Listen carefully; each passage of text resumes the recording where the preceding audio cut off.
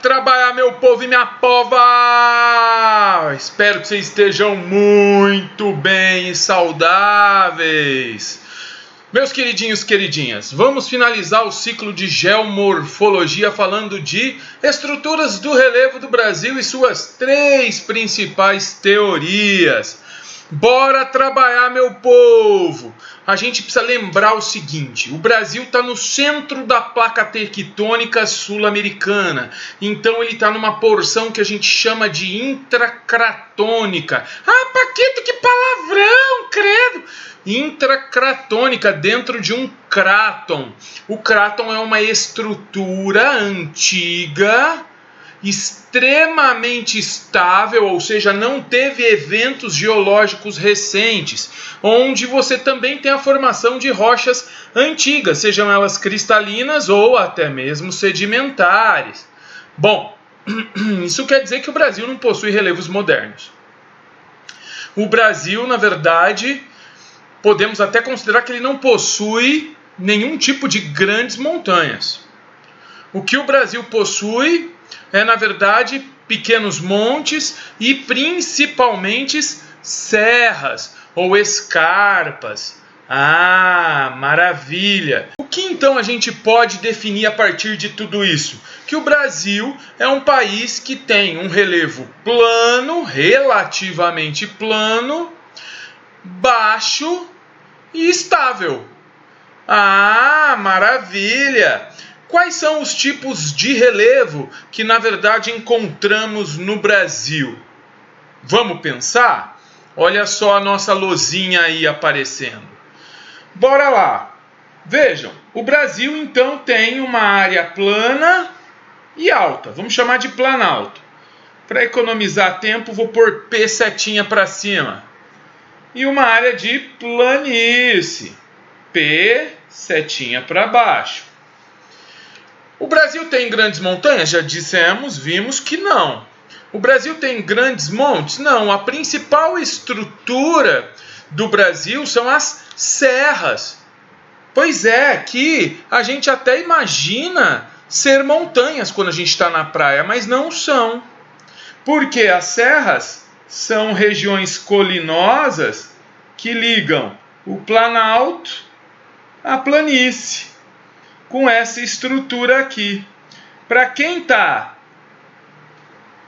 na praia, quando olha para trás, quando olha para a serra, fala as montanhas. Porém, uma montanha tem que ter 2 estruturas básicas. Tem que ter um barlavento e um sotavento. O que é isso? O barlavento é a região onde a umidade chega na montanha. Então é este lado da montanha. Este aqui é o barlavento.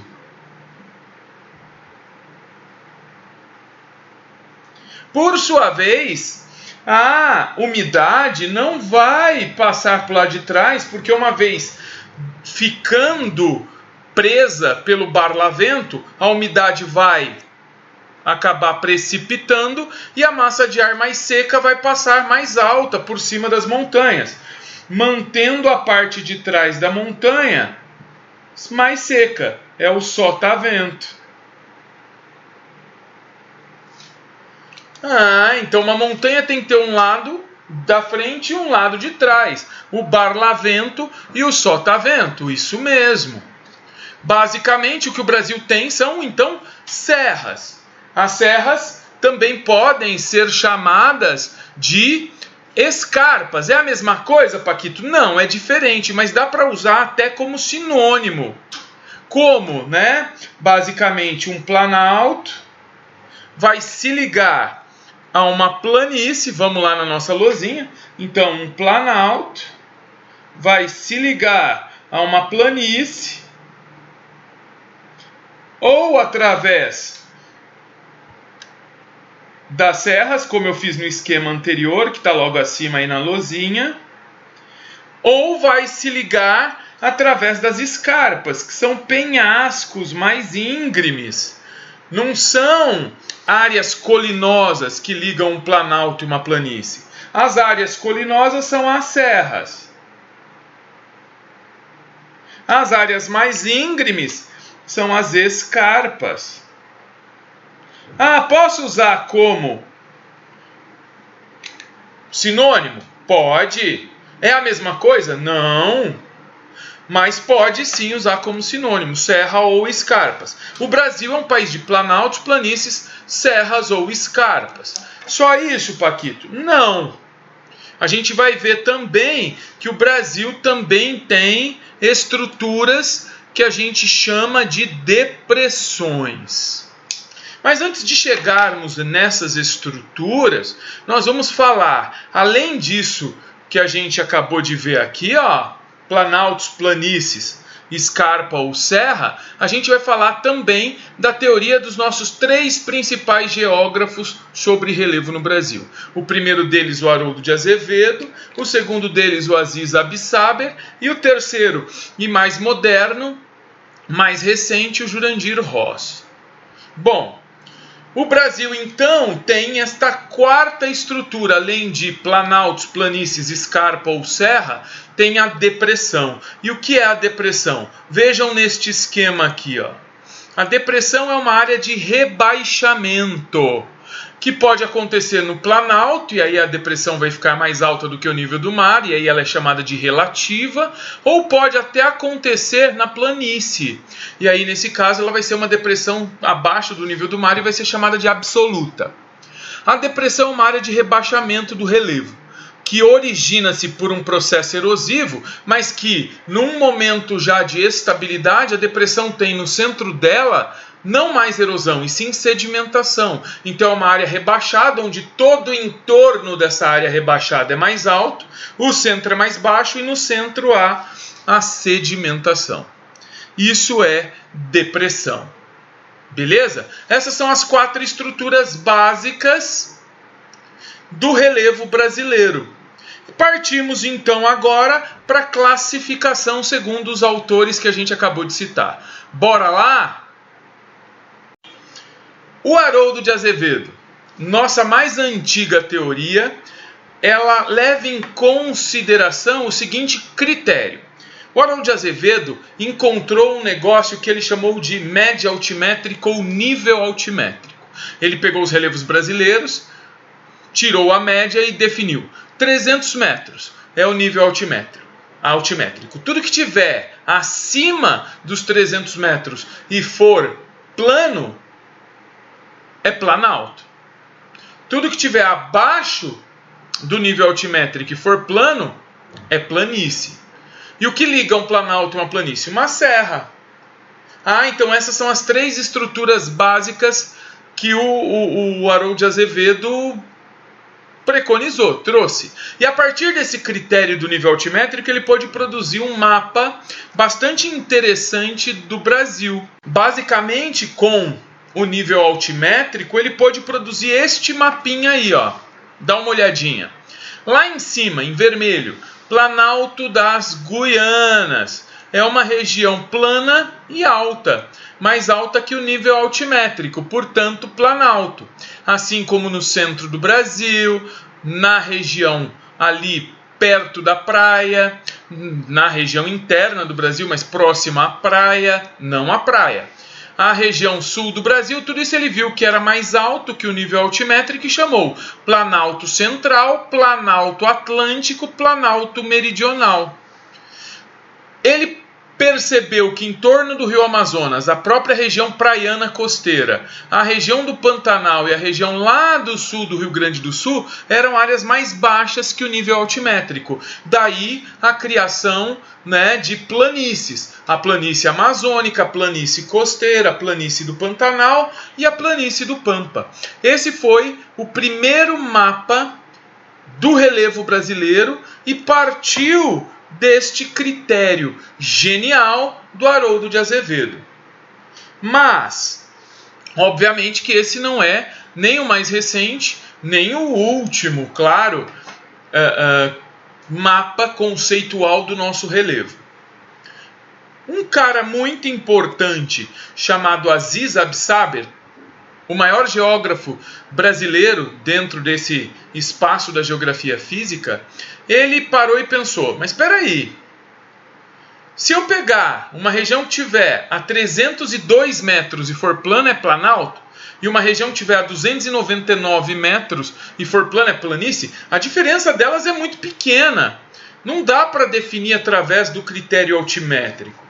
Temos que considerar o processo erosivo e o processo de sedimentação, porque tudo que for alto vai sofrer erosão e transporte. Tudo que for baixo vai receber o transporte de sedimentos e vai sofrer sedimentação. Então, por Aziz Absaber, planalto é o ambiente que sofrerá maior erosão do que sedimentação, onde o terreno vai estar se desconstruindo, sendo erodido. E a planície, obviamente, é o contrário. É a região onde nós teremos um índice de sedimentação muito maior do que o processo erosivo, onde o terreno vai estar se construindo. A partir daí, ele pensou este mapa. Ele viu que lá no entorno das Guianas a erosão superava a sedimentação, ele chamou de planalto. Assim como no Planalto Central, Planalto Maranhão-Piauí, Planalto Nordestino, Planalto Serra Leste e Sudeste, Planalto Meridional, ele percebeu que tudo nestes espaços prevalecia a erosão em relação à sedimentação. Logo, planaltos. Ele viu que no entorno do rio Amazonas teríamos a prevalência de sedimentação, então planícies e terras baixas da Amazônia. Assim como litoral, planícies e terras baixas costeiras, porque a sedimentação era superior que a erosão. Mesma coisa no Pantanal.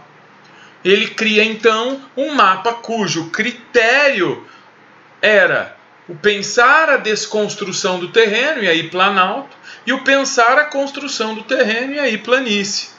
Maravilha!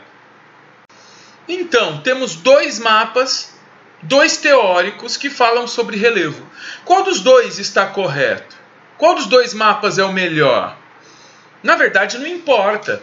Cada um desses mapas está extremamente ajustado ao critério escolhido pelo geógrafo que o fez. São mapas que respeitam cientificamente este método e este critério escolhido.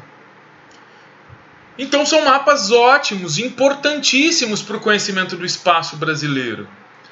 E eles, no final das contas, têm mapas muito parecidos. Vamos fazer a comparação? Dá uma olhada aí, o Aziz Absaber, aqui neste ponto que o laser está apontando no Planalto das Guianas. Vejam que o Planalto das Guianas do Aziz é muito parecido ao Planalto das Guianas do Haroldo. Logo abaixo, olha o laser aí, as planícies e terras baixas da Amazônia, no caso do Aziz, também correspondem muito bem com a planície amazônica no caso do Haroldo. E assim em todos os espaços. Vejam o Planalto Central. Se a gente somar o Planalto Central ao Maranhão-Piauí, nós temos exatamente o Planalto Central do Haroldo. Se somarmos o Planalto Nordestino ao Planalto Leste e Sudeste do Aziz, nós teremos o Planalto Atlântico do Haroldo. Nós teremos o Planalto Meridional dos dois, com uma correspondência muito grande também. E assim também com relação à planície e terras baixas da Amazônia, planícies costeiras e planície do Pantanal. As planícies também são muito correspondentes. Quer dizer que são mapas muito parecidos. O grande diferencial dele está aqui embaixo. Para o Aziz, essa é uma região que sofre erosão, portanto planalto. E para o Haroldo, é uma região baixa e, portanto, planície. Mas, volto a dizer, nenhum deles está errado. Estão corretos segundo seus critérios. E são mapas muito importantes para o conhecimento do espaço brasileiro. Beleza? Em 1989... o Jurandir Luciano Ross, ele elaborou uma nova classificação de relevo. E o critério dele é muito mais complexo do que necessariamente o do Haroldo e do Aziz, que apesar de simples são magníficos. Esse é muito mais complexo. Ele vai levar em consideração algumas características geológicas, por exemplo, características do tipo de rocha, da idade das rochas e da morfoestrutura geológica do espaço.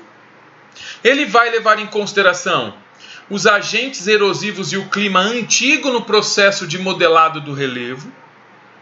E ele vai levar em consideração os atuais agentes climáticos e a atuação deles no modelado de relevo. E aí, então, ele propõe, uma nova classificação, agora um pouco mais complexa do que as que a gente viu.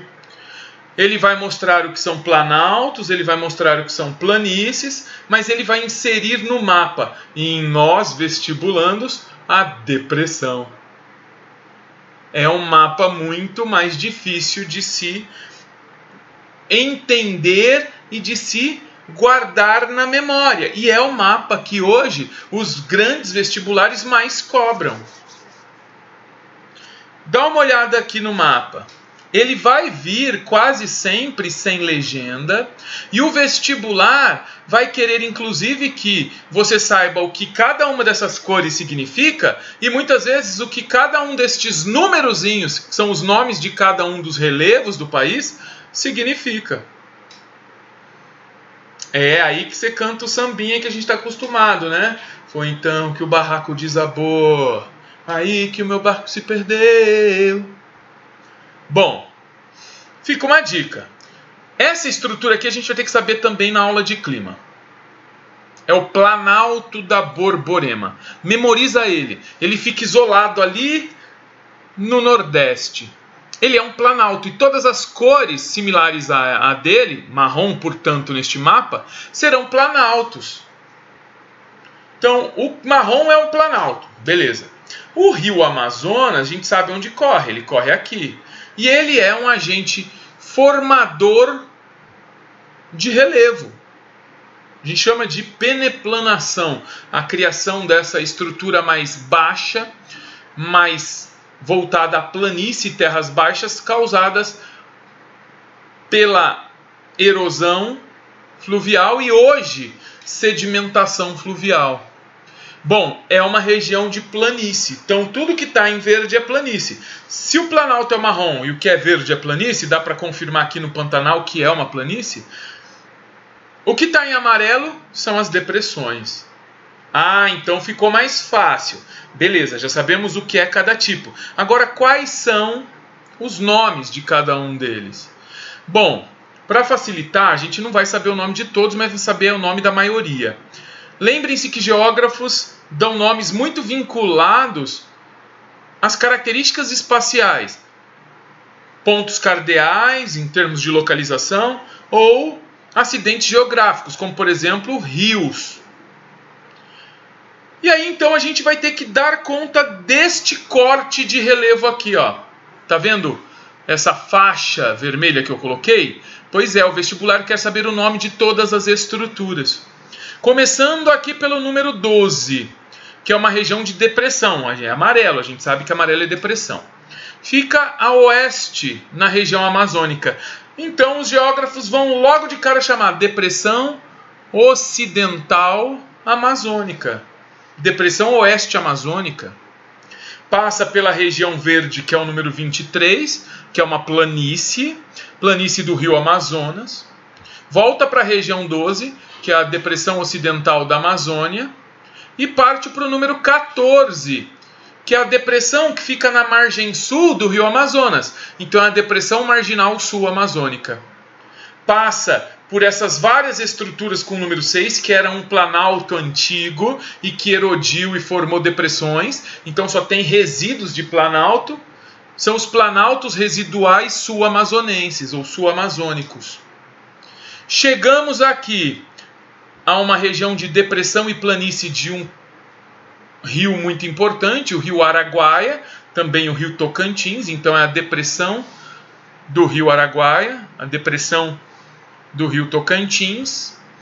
Chegamos ao planalto do rio Parnaíba e a essa depressão número 19 aqui, que é a depressão sertaneja, porque passa no sertão nordestino, depressão sertaneja do Rio São Francisco. E terminamos ali no Planalto da Borborema, que é um planalto que temos que saber, conhecer e identificar pelo nome.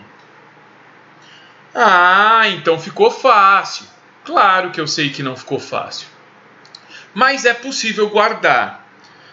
Vai ser a única região que vai cair no vestibular? Não. Você vai ter que também saber o corte que liga a região número 26, que é a planície do Pantanal, passando pelo número 3, que é o Planalto da Bacia do Rio Paraná, cortando o 21, que é a nossa região aqui do estado de São Paulo, basicamente a depressão que fica na periferia leste da bacia do Rio Paraná. Então é a depressão periférica da borda leste da bacia do Rio Paraná. Olha que nome, né? E chegamos ao número 7, que é o Planalto Atlântico Leste-Sudeste. Temos que saber esses nomes também. Ah, Paquito, só isso? Não, tem mais. Temos que saber o corte norte-sul da Amazônia, passando pelo Planalto Residual Norte-Amazônico, Depressão Marginal Norte-Amazônica, Planície do Rio Amazonas, Depressão Marginal Sul-Amazônica, Planalto Residual Sul-Amazonas e aqui o Planalto dos Parecis, até chegar à Planície do Pantanal. Tem que conhecer estes nomes. Eles estão aqui e quase sempre essa legenda não aparecerá nas questões de vestibular. Bora ver uma questão sobre isso? Já? Bora ver. Bom, a boa notícia é que muitos livros trazem esses cortes topográficos, esses perfis topográficos destas regiões que eu falei para vocês. Por exemplo, aquele corte que vai da Amazônia até o Nordeste. Olha a parte do Nordeste aqui, o Planalto do Parnaíba, a Depressão Sertaneja do São Francisco e o Planalto da Borborema. Olha este outro perfil topográfico que vai do Pantanal até São Paulo. Planície do Pantanal, Planalto Chapada Bacia do Paraná, Depressão Periférica da Borda Leste da Bacia do Paraná e Planalto Leste-Sudeste. E olha o corte norte-sul da Amazônia, que vai dos Planaltos Residuais Norte-Amazônicos até aqui, subiria neste ponto o Planalto dos Parecis.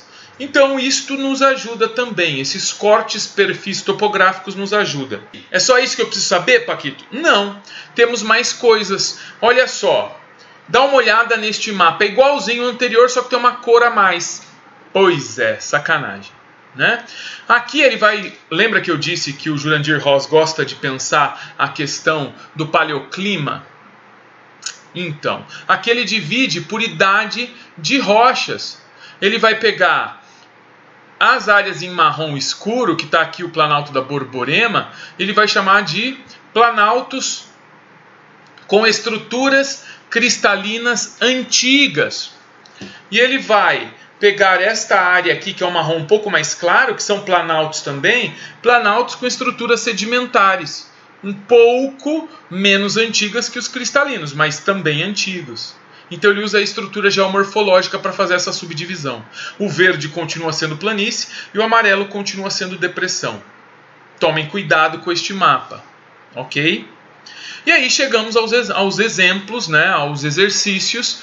Dá uma olhada. Aqui nós temos dois rios mostrando para a gente um corte topográfico. Ah, mas é muito difícil, é muito específico, é mesmo. Bom, vamos desenhar aqui o que a gente imagina ser esses principais rios. O São Francisco nasce aqui no sul de Minas, corre para norte e deságua aqui no Atlântico. Essa é a trajetória do São Francisco. Então, obviamente, ele exclui a resposta como sendo a alternativa E, porque esse rio não passa pelo corte número 5. Ele passa pelo corte número 4, pelo corte número 3, pelo 2 e pelo 1. Agora, o mais difícil vai ser exatamente pensar o rio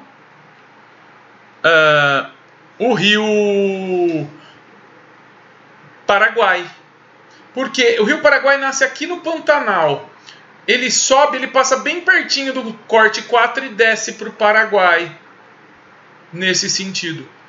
Então, basicamente, ele pode levar você a errar, marcando o item 4 ou marcando o item 3. Então, este conhecimento é muito importante. Vejam, ele só passa pelo perfil 3, ele não passa pelo perfil 4. Mas este mapa não traz as referências todas que você precisa para responder essa questão e exige um conhecimento que vai para além do perfil topográfico. Fica difícil, né? Mais um exercício clássico é este, né? Ele mostra o mapa do Jurandir Ross, pega o corte A e B e pergunta: marque a alternativa que fala a sequência correta das nomenclaturas dos relevos. Aí você vai lá. Pantanal do Rio Guaporé. O Rio Guaporé fica em Rondônia. Obviamente que esse corte não passa por Rondônia. Então você elimina o item A e você elimina o item D. Depressão, ele passa então, ele se inicia no Pantanal Mato Grossense, sim. Aí ele passa por este pedacinho aqui, ó, vamos pôr o laser aí pra gente ver, por esse pedacinho aqui do Planalto e Chapada da Bacia do Paraná. Não pode ser o A porque os parecis é esse Planalto aqui. Então você elimina o A, fica só entre o B e o E. E o D. Você elimina também o item E. Na verdade, o D não pode ser, né? Porque o D é Planalto do Rio Guaporé. Então você fica entre o B e o C. Você fica entre o B e o C. Aí passa pela depressão do Araguaia. Bom, tantos a alternativa B quanto a C fala a depressão do Araguaia Tocantins. Beleza. E aí, Planalto e Chapada do Parnaíba. Ambos trazem Planalto e Chapada do Parnaíba. E chegamos numa depressão, que um fala que é a depressão sertaneja do São Francisco, item B, e o outro fala que é a depressão do Miranda. Quem é a depressão do Miranda? É essa aqui. Meu Deus do céu, como é específico. É específico. Você precisa saber a do Miranda? Não, você precisa saber a do São Francisco. E aí você chega à resposta correta, a alternativa B. É difícil? É difícil. Mas você vai ter que dar conta disso? Vai. Cai muito no vestibular? Cai. Então estude muito esse mapa do Jurandir Ross, beleza? Eu fico por aqui. Desejo a vocês um grande beijo nesse coração. Permaneçam saudáveis. Tchau!